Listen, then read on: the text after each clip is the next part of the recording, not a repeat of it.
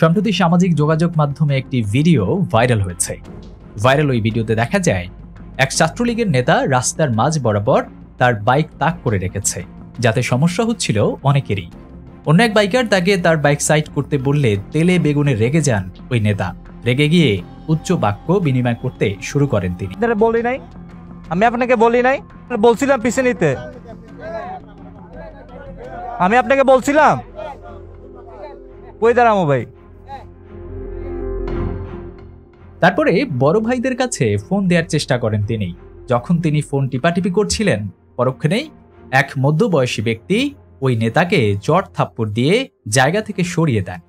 ওই নেতা তখন অপমানিত হয়ে জায়গা থেকে সরে যান।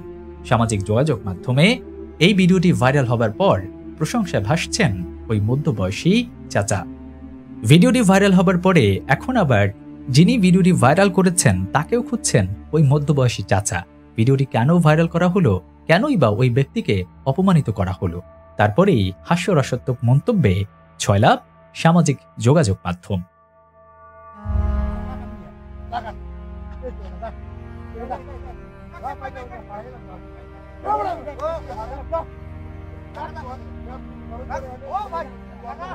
ঠিক মতো